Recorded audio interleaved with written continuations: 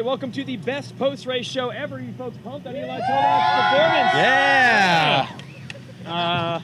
You got fourth in the first moto of the season. We were already all panicked, like, oh my God, what's wrong? Now you've won 3 out of 4. You have the points lead, so it's all good, dude. It's all good. Well, yeah, a lot better. I mean, the first moto was like a little bit like eerie replay of last week's first moto where I'm, sitting there in fifth. All the good guys are in front of me, and I'm just kind of hanging out. So kind of had to hang out there. I ate a lot of roost the first half and then kind of flipped the switch. Honestly, got kind of mad in my head. I'm like, I'm so over riding fifth right now, and just put on the charge and felt a lot better. Like, didn't get tight. Last week I got tight and just went backwards. So this week, just much better feeling. Yeah, you've got to get a little worried. Like, we see it usually happens. It usually comes around for you, but you get worried at some point. You're like, what if it doesn't? Were you worried? Well, yeah.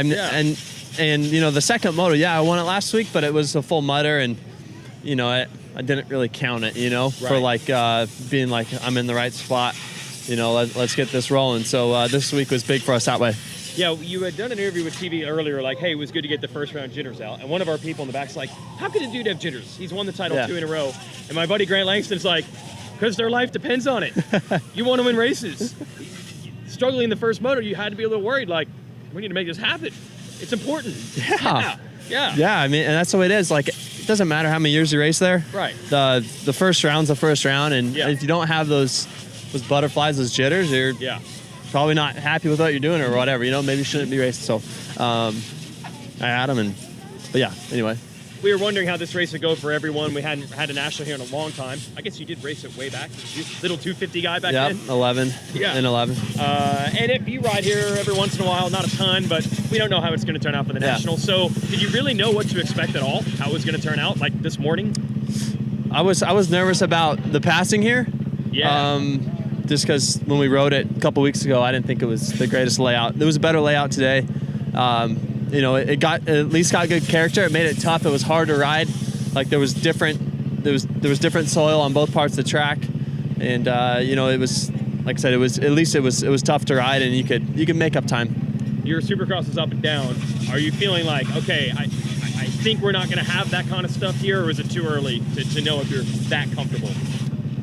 Well, I feel like after today, I'm like in a much better like base, and just like I'm in a good spot. Yeah, and is a lot of that what you learned indoors? Yeah. You had a new bike this year, so it's transferred over. I mean,